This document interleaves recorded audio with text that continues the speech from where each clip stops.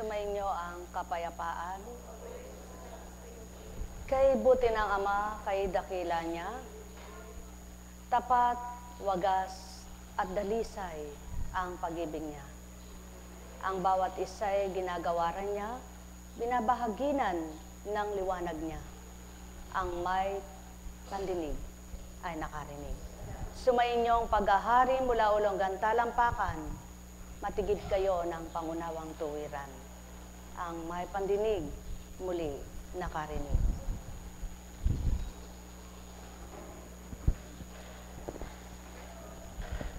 Nagtanong po ang mahal na kapatid, itama daw kung marapat, kung hindi nararapat.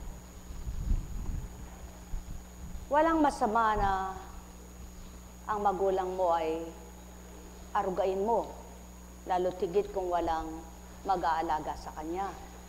Kung naglilingkod ka sa kapwa mo, nakahandusay naman ang magulang mo, walang nag-aalala, walang nag-aaruga sa kanya, iiwanan mo pa, anong pagsisilbi mo meron ka? Subalit kung kaya pa niya at nakakayanan, may kasama namang iba, idadahilan mo siya, hindi ka matwid sa pananaw ng Ama, mapagdahilan at mapangatwiran ka. At ito'y nagaganap naman sa marami, dahil ito ang katotohanan. Kapag may nakakaalam na mayroon silang karamdaman, sa halimbawa sa pamilya, dadahilan, kaya hindi ako nakapaglingkod kasi si ganon, si ganyan. Subalit ang katotohanan, hindi naman silang nililingap. At ito'y nagaganap, walang pagkabula, sapagkat ang Ama ay buhay na saksi at hindi madadaya, hindi malilinlang ang kanyang espiritu. Kaya manapa, upang di ka na lang magkasala, di ka naman tinatanong, huwag ka ng mga tuwiran. Buhay ba ang Ama? Mayroong gayong kaganapan, hindi naman ito'y tinutumbok at pinatatamaan ang sinuman, subalit ito'y nagaganap, kaya huwag ipagdamdam ng sinumang ganito ang ginagawa, sapagkat hindi matwid sa pananaw ng Ama. Maliwanag ang katotohanan na kapag binigyan ka ng bahagi na kaloob na paglilingkod, hindi tao ang pinaglilingkuran mo, kundi mismo ang Ama, at binigyan kang karapatan, gamitin mo yung karapatan na yon sa pakikipagtotohanan, hindi sa panlilinlang at pandadaya ng kanyang espiritu. Sapagkat kaya ka nakapaglilingkod, nakatutupad, hindi ganang sayo, hindi ganang sarili mo, hindi ganang kaloob mo, at hindi ganang kalooban mo, kundi kaloob ng Ama at kalooban marapat niya ang maghari. At yaon ang pagkakamali, kung idadahilan at ipangangatwiran, yaong dinadahilan na hindi naman totoo. Subalit, kung sino man, hindi lang sa magulang, asawa mo, anak mo, kapatid mo, sadyang walang maglilingap maliban ikaw, para mo nang pinaglingkuran ang Ama sa ginampanan mo. Sapagkat, masigit na hindi dapat, kailangan ka ng kapatid mo at walang lilingap sa kanya maliban ikaw, pakagaling mong nagmamagaling kang lumilingap sa ibang nilalang, ngunit sa kapatid mo mismo wala kang pagmamahal. At yaon ang hindi nararapat at hindi totoong matwid at gawa ng tao. Kaya kung nakakatuto at marunong kang magmahal ng kapwa mo, nalalaman mo dapat at ginagawa mo marapat, mahal mo rin ang kapwa mo, mga kadugubo. Buhay ba ang Ama? Sapagkat isang pagmamagaling at pagmamapuri, pagpapasikat sa kapwa na napapakitang lingkod ka ng lingkod doon, lingkod ka ng lingkod diyan, ang kapwa mo naman na mahal na dapat minamahal mo, siya namang pinababayaan mo. Kaya nga, wika nga, maging sa kapamilya, kung walang lilingap, walang katwiran ka, alam na ng Ama, alam niya na ito, na kaya hindi mo nagawa dahil at nang dahil walang magagawang talikdan mo ang mahal sa buhay mo, mga apo mo, anak mo. Ngunit kung katamaran at dahilan mo na lamang, kasalanan mo yan. Buhay ba ang Ama? Sapagkat kung magkaminsan dinadahilan ang mga dinadahilan, hindi naman totoo. At yun ang pawang malaking kasalanan. Dinadaya mo mismo, di lamang sarili mo, maging ang espiritu, hindi mo malilinlang. Kaya mga mahal, mag-ingat sa pagdadahilan, sapagkat hindi malilinlang ang Diyos na buhay. Buhay ba ang Ama? Tapat ba ang Diyos? At alam din niya kung kaya mo at di mo kaya. Hindi ka pupersahin at di ka mo pupersa, sapagkat bago ka pa niya itinalaga, kilala ka na at alam ka na niya. Sapagkat di ka pipiliin kung alam niyang di ka niya babahaginan. At hindi ka maglilingkod ng ganang ikaw lamang at ganang kagustuhan mo. Kaya habang naglilingkod ka, siyang kasama mo at kaakibat mo sa paglilingkod. At siya unang pawang katotohanan, naway maging maliwanag ang lahat. Hindi man banal at hindi man matwid ang isang taong nasa inyong harapan. Subalit ito ang layon at nasa ng Ama, magpakatotoo, mga anak niya. Buhay ba ang Ama? Tapat ba ang Ama? Totoo ba ang Diyos? Dakila ba siya? Sadya, kaya hindi siya maaring dayain. Buhay ba ang Ama? Walang galit at di nagagalit. Walang parunggit at di magpaparunggit, ito'y pawang matuwid. Kaya't ang may pandinig ay nakarinig. Mula kay Lucas. Nang dumating ang araw ng paglilinis sa kanila, ayon sa kautusan ni Moises, sila'y pumunta sa Jerusalem. Napakaganda ng tanong mo at bahagi mo, sapagkat ito'y akma ngayon sa buhay di pamilya at pagpapamilya. Sila'y pumunta sa Jerusalem, dala nilang sanggol upang iharap sa Panginoon, sapagkat ayon sa kautusan, ang bawat panganay na lalaki ay nakatalaga sa Panginoon at naghandog sila ayon sa hinihingi ng kautusan ng Panginoon.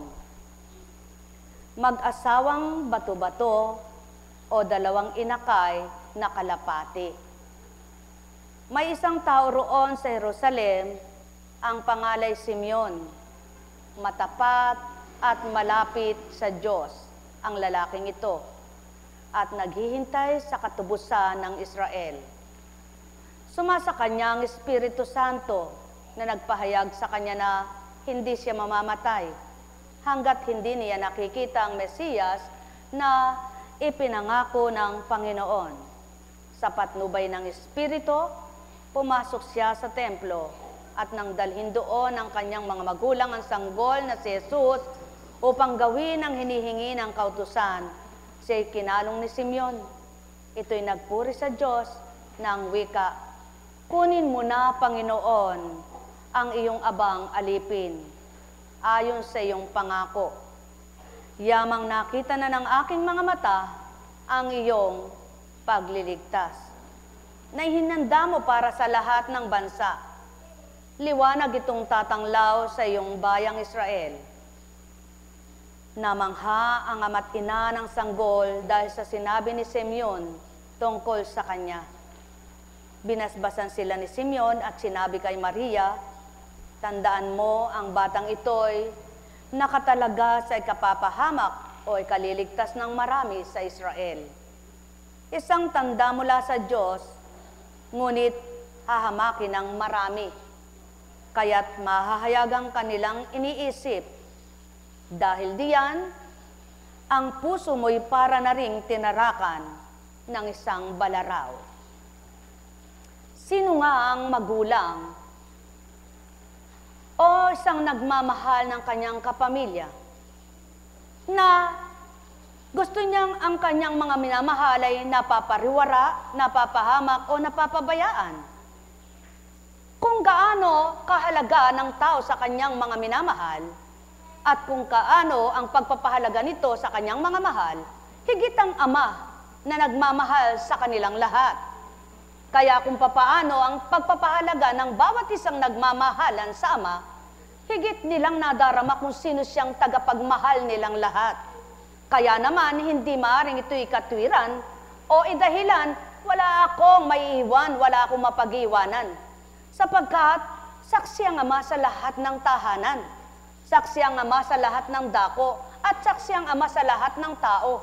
Kaya't ang lahat ng mga anak niyang tumatalim at tapat na nagsisikap na tumatalima, na iniiwan ang lahat alang-alang sa Kanya, nararamdaman naman nilang iba yung sigla-gala kung paano siya'y lumingap. Kaya't kung paano sila'y sumusuko at may sinuko, sila mismo ang nagpapatotoo. Ang dulot niya'y kaiba, ang handog niya'y naiiba. Kaya ang nagsisikap na mapatotohanan ng Ama na siya'y anak niya at pinagsisikapan naman niyang bilang anak na mapatotohanan siya'y ama nila, sila mismong dalawa bilang sa pamamagitan ng kanyang espiritu ay nagkakaugnayan ng totoo. Kaya naman ang Ama at anak na nagkakaugnayan sa isang espiritu, nakikilala nila ang matwid ng bawat isa at ang sumusunod sa kanya, natutunton ang buhay nila. Kaya naman, ang may pagmimiting maging mabuti ang pamilya, ang hinahanap ay siya. Kaya naman, ang mga hinahanap ay siya ay nasusumpungan siya. At ang mga pamilyang nagkakaisa at nagmamahalan dahil sa kanya, pinubuklod niya sa kabila man ng mga pinagdaraanan sila, nandun pa rin ang kalingang nadarama nila, sapagkat ang Amang inunat sinamba nilang tapat at totoo, siyang lumilingap sa kanila. Ang may pandinig ay nakarinig. Nek karameneyahanam, nek karameneyahanam, nek karameneyahanam. Sapagkat ang Ama, ayaw niya ang nawawasak ang kanyang mga anak at ayaw niyang sila'y lumuluha. Kaya't ang wika niya, luha niyo'y ipaparam ko, lumbay niyo'y aaliwin ko. Kung ako ang siyang mananahan sa inyo, puso niyo'y aluin ko ito. Kaya naman sino ang sa kanya'y tumatalima, na hindi matwid ang matatahak nila. At ang sino mang nasa matwid na pagkalingan niya, ang liwanag ng pangunaway suma sa kanila. Ang may pandinig ay nakarinig. Nek karameneyahanam, nek karameneyahanam, nek karameneyahanam. Kaya nga't may katwiran ng isang ina't ama, lalo't higit ang isang inang mapagmahal sa mga anak niya. Buhay ko'y tinalaga ko at ibibigay ko sa anak ko, yamang siya'y nagmula sa sinapupunan ko. Kaya nga itong amang mapagmahal at butihin, isang tunay na halimbawang ginawa niya kay Abraham. Habang si Isaac ay kanyang dinala upang ihandog at ihain, kanyang minamasdan sa kanyang katapatan. Nang ito'y kanyang papatayin na at tuwirang ibibigay sa kanya, alam ng Ama na masasaktan nitong ama na si Abraham. Kaya naman ang wika niyang maliwanag, huwag! Yan ang patotoo. Batid ng Ama damdamin ng bawat isa, talos at tarok ng Ama ang damdamin ng mga anak niya, kaya't hindi maaring mga twiran sa kanya, sapagkat siya mismong nakaalam ng makagagalak at makabubuti sa isa't isa. Ang may pandinig ay nakarinig. Nek karameneyahanam, nek karameneyahanam, nek karameneyahanam.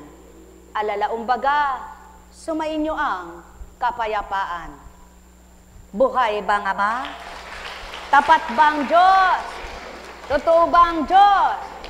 Subalit inyo namang pagnilayan at bulayin ang lahat ng naglingkod na tinalikda ng mga anak nila, na hindi nila iniwanang walang pagkain, na hindi nila iniwanang walang kasuotan, na hindi nila iniwanan walang magbabantay kahit pasilip-silip lang. Nagsilaki sila na hindi nila namamalayan, nakausad ang taon, di nila namamalayan, yung palang mga anak nilang tinalikda na lang alang sa Ama, dalagat binata na. Yon ang patotoo ng Ama. Walang nagsilbi sa Kanya na pinabayaan ang mga itinalikdan alang-alang sa Kanya. Subalit, ang mga nagdadahilan, kailan may di nila mapapatotohanang Diyos Ama ay lingap, ay totoo at buhay sa kanila. Mahal na mahal ko kayo. Tuwiran kong tinuturan, mahal na mahal ko kayo. Sapagkat pinatitibay ng Ama, pinatatatag ng Ama at binibigyan ng pangunawa at binubuksan ng unawa ng mga anak niyang sa Kanya'y nakikipag-totoo. Pagharian kayo, mga minamahal ko. Nek karameneyahanam, nek karameneyahanam, nek karameneyahanam. Buhay bang Diyos? Tapat bang Diyos? Nang una ang dormitoryong ito, ang mahal na kapatid na nahirang ng mother of the house. Tinalikda ng kanyang anak, kasalukuyang nag-aaral ng kolehiyo. Nakatapos na kausad, at ang wika sa kanya, tandaan mo, anak mong minamahal, alang-alang sa akin, tinalikdan mo, matatapos ito at mangingibang bansa balang araw. Napabayaan ba? Pinabayaan ba ang anak niyang iniwanan? Hindi kailanman. Pinagpala, napala, at napabuti, pawa. Nang si Apo Kunching ay tumalikod sa edad na magsasampung taon, siyam at magsasampung taon, 1 buwan na lamang ang kanyang anak. Napabayaan ba? Pinabayaan ba? Kailan may di napabayaan ng amang lumilingap. Sa madaling salita, ang totoo at tapat ang sinasabi, hamakin man at kutsay ng kapwa nila at pagtawanan, ang amang nakababatid ng katapatan at pagiging totoo nila, siya pa rin naman ang umaaliw at nagpapagalak sa kanilang lahat. Kaya ang may pandinig ay nakarinig. Nek karamaneyahanam, nek karamaneyahanam, nek karamaneyahanam. Buhay ba ang Ama? Tapat ba ang Diyos? Totoo ba ang Diyos? Kung walang damdaming babaguhin ng Ama, walang magmimiting maglingkod sa Kanya. Kung walang kaisipang bubuksan siya upang matalaan ng mga aral niya, walang magsisikap na magmiting pag-aralan ang aral niya at may sa buhay nila. Sa makatwid itong Ama, tunay na makapangyarihan at dakila sa lahat, kaya't alam niya ang makabubuti sa isa't isa. Ang may pandinig ay nakarinig. Kaya naman itong Ama, nang ika'y hanguin niya, nasa sadlak ka sa dusa, nang tumalim at sumunod ka, hinango ka niya. Yan ang simbolo ng Pasko, ang kaligtasan ng Israel at ng mga anak niya. Buhay ba ang Ama? Tapat ba ang Ama? Totoo ba ang Ama? Kaya't sa inyong lahat, hamakin nyo na ang lahat ng tao, maging ang Hesukristo, wag lamang Espiritu Santo. Pagpalain kayo, mga mahal ko. Nek karamaneyahanam, nek karamaneyahanam, nek karamaneyahanam. Sapagkat walang buwang, nabuwang, baliw, at nababaliw na nilalang para tupdin at gawin ang kaibang gawa sa sanlibutan. Ang may pandinig ay nakarinig. Sumainyong kapayapaan, pagharian kayong tuwiran, malubos ang kasiyahan, kagalakay inyong kamtan. Buhay po ba ang Diyos? Kaya nga, ang Espiritong iisang taga-akay sa liwanag, sa daang matwid at katotohanan, kapag tinupad sinunod ng kanyang mga anak, makikita nila kung paano siya kumilos sa lahat. Nang sumunod, tumalima at tumanggap. Pagharian, kayong ganap. Tapat ba ang Diyos? Tunay ba ang Diyos? Totoo ba ang Diyos? Kaya naman, ang tunay at tapat na kapag nilay at nagninilay, na pagtatanto ang matwid, nakasusunod sa marapat. Pagpalain kayo, walang banal, walang matwid na nilalang. Maliban ang nagkatawang tao, Jesus ang pangalan. Subalit, walang nabaluktot ang kaisipan na hindi mayuunat, walang nagkamali na hindi matatama, walang nalisya na hindi madidiretso, at walang nagdilim na di magliwanag. Ang sumusunod sa Ama, nakikilala, lubos siya. Ang kumikilala sa Kanya, nakakaunawang lubos siya. Ang nakakilala at nakaunawa sa Kanya, nagmimiting manahan na. Kaya't ang nagmimiting makapanahan at pinananahanan, nagliliwanag ang buhay nila. Hindi sa kasaganaan lamang at sapagkat hindi sa tinapay lamang mabubuhay ang nilalang. Sa salitang banal na nagbibigay buhay, siglat lakas at tibay ng pamumuhay. Pang-espiritual, pamumuhay, pisikal. Nek karamaneyahanam, nek karamaneyahanam, nek karamaneyahanam. Buhay ba ang Diyos? Tapat ba ang Diyos? Totoo ba ang Diyos? Kaya, kung ikay nagtatalusira, magnilay kang mabuti. Kung ikay nadidimlan, magbulay-bulay ka. At kung ikay nag-alinlangan, saksi ang langit at lupa sa iyong damdaming mapag-alinlangan. Kaya, gawin mong marapat, samay maging matapat. Pagpalain kayo. Buhay bang Ama? Pag-alinlanganin mo na ang gawa ng kapwa mo. Subalit, ang mga salitang banal sa Biblia, huwag mo kailanman kukutsait, hahamakin. Ang may pandinig ay nakarinig. Sumainyo ang kapayapaan, pagharian kayo, mga mahal ko. Kung minsan, sarili mo kalaban mo, ngunit kailanman ang Ama, di kakakalabanin, kaya huwag kang lumaban. Buhay bang Ama? Sa inyong lahat, sumainyo ang kapayapaan. May tanong po ba kayo? Yan ang gustong-gusto ng Ama sa pamamagitan ng kanyang Espiritu. Kaya't kung may tanong kayo, nakahain ang usapan. May tanong po ba kayo?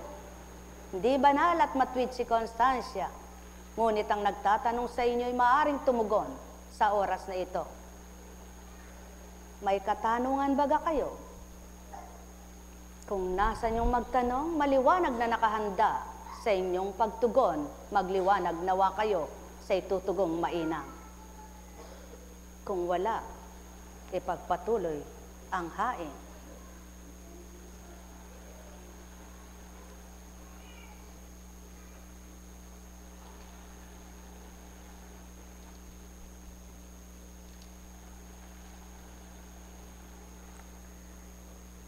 Mula sa unang sulat ni Juan,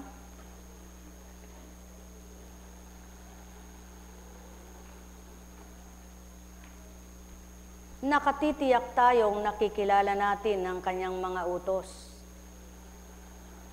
Sapagkat ang Diyos ang sinusunod natin. Ang nagsasabing nakikilala ko siya, ngunit sumusuway naman sa kanyang mga utos ay sinungaling. At wala sa kanya ang katotohanan. Ngunit ang tumutupad sa salita ng Diyos ay umiibig sa kanya ng wagas. Ganito natin nalalamang tayo na sa kanya. Ang nagsasabing nananatili siya sa Diyos ay dapat mamuhay tulad ng pagkapamuhay ni Hesukristo. Mga minamahal, hindi isang bagong utos ang sinusulat ko sa inyo, kundi ang dating utos na sa inyo na ito.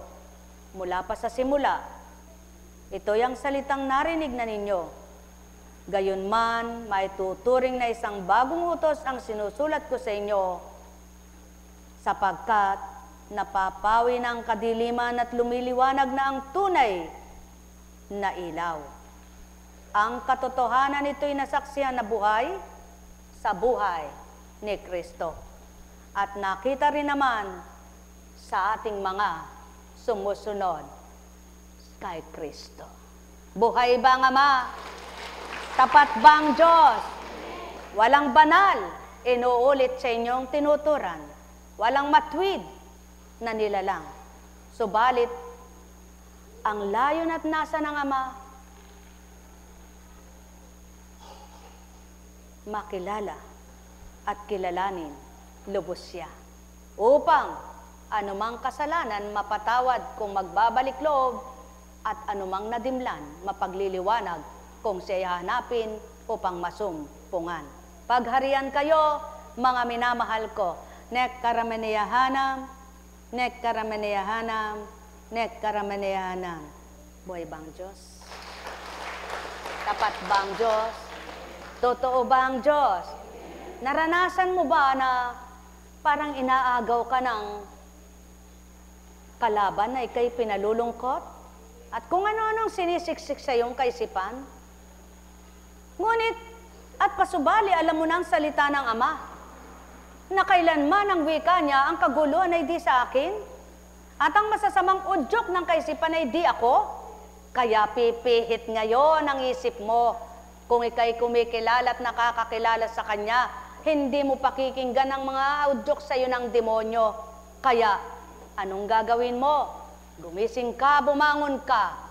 Tanggapin mo'y si Ama mo at kumilala ka sa salita Niya. Buhay ba ang Ama? Tapat ba ang Diyos? Kay sarap niyan.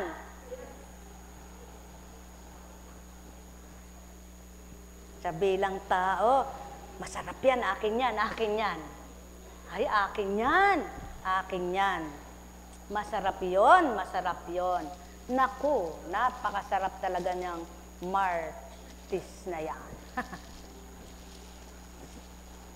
Sabi nga, pakainin lang ako ng ganyan kahit di na kumain ako ng kanin ng panahon na yaon, ano?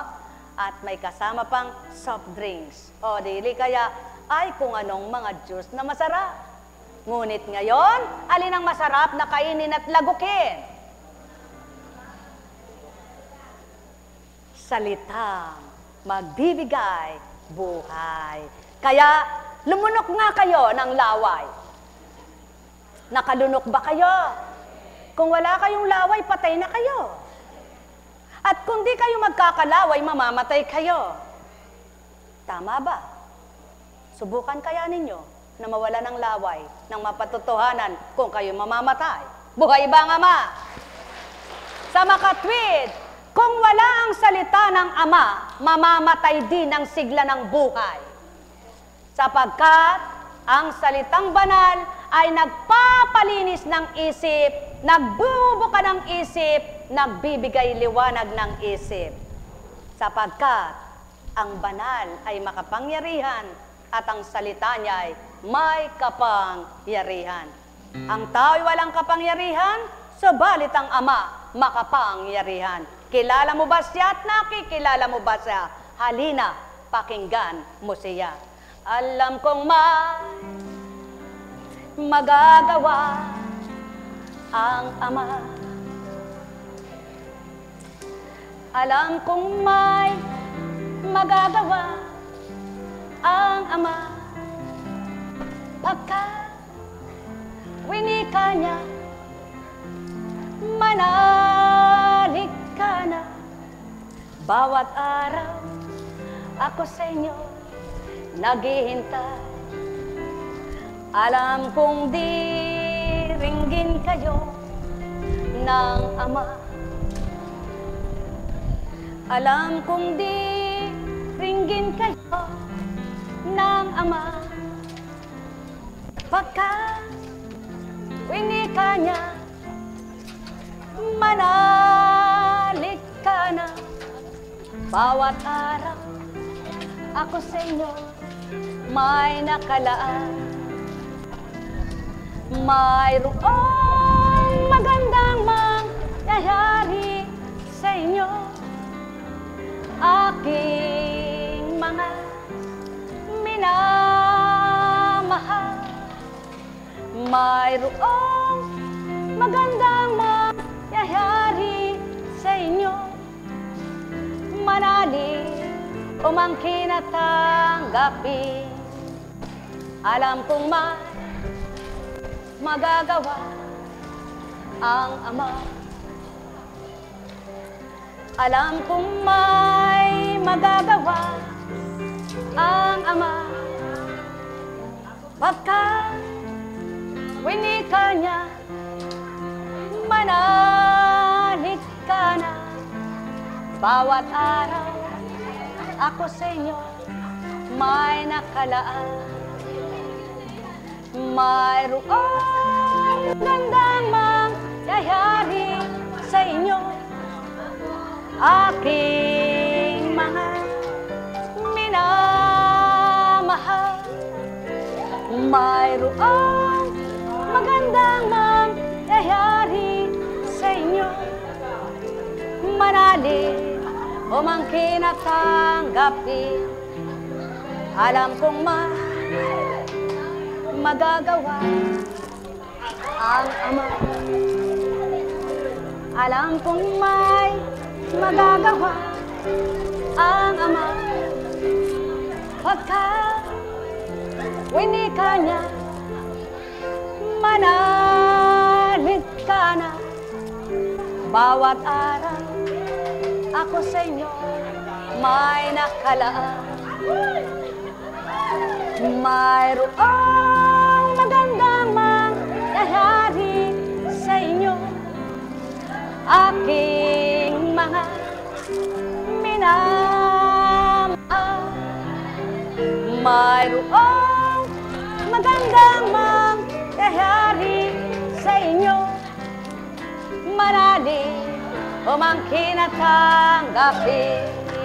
Alam kong may magagawa ang Ama.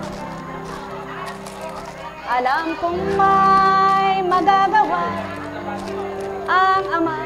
Oh, pagkat winika niya, manalig ka na. Bawat araw, ako sa inyo may nakalaan. Mayroong magandang mangyayari sa inyo, aking mga minamahal. Mayroong magandang mangyayari sa inyo, manalig umangkin at tanggapin. Alam kong magagawa ang Ama. Alam kong may magagawa ang Ama. Pagkat winika niya, manalig ka na. Bawat araw, ako sa inyo'y may nakalaan. Kay sarap mamigay, kay galak magbahagi, kay sarap tumanggap, kay sarap kumain. Subalit, alin kayang pinakamasarap? Ang lahat ng hain para sa tiyan o ang hain hindi lamang para sa tiyan? Mga mahal, pagharian kayo, sumainyong kapayapaan, mula ulo hanggang talampakan, manood sa buo niyong kalamnan. Ang dulot ng Ama, Espiritong walang kamatayan, sa inyo'y makapanahan. Pagharian na walang humpay, ang bawat isa sa inyong anak niya. Pagpapalang walang hanggan, kamtin ninyo na tuwiran, habang nabubuhay, sa inyo'y huwag maparam. Banal, banal na magbibigay sigla kanino man. Nek karameneyahanam, nek karameneyahanam, nek karameneyahanam. Buhay ba ang Diyos? Tapat ba ang Diyos? Walang nakuha? Ayun, ang dami pala. May doble, mayroong wala. May doble, mayroong wala. Pero alam niyo po, dito sa buhay ng tao, habang binibigyan ka, masaya ka. Pag di ka binigyan, malungkot ka. Habang pinagbibigyan ka, maligaya ka. Pag di ka pinagbigyan, malungkot ka. Sana, nawa, ang mahingi ninyo sa Ama, siya ang lubos-lubos niyong makilala at lubos-lubos niyong makaptan at lubos-lubos na sa inyo'y makapanahan. Pagpalain kayo. May tanong baga kayo? Na kayong tanong, di kayo magtatanong, wala akong tanong, wala akong katanungan, tayo'y huwag nang magtanungan, tayo'y makinig na lamang at sumunod sa Ama. Sa gayon, lubos ang galak, bagong taon, lipat taon, naway panibagong buhay. Pagpalain kayo. May tanong, walang tanong, tayo na. Halina kayo.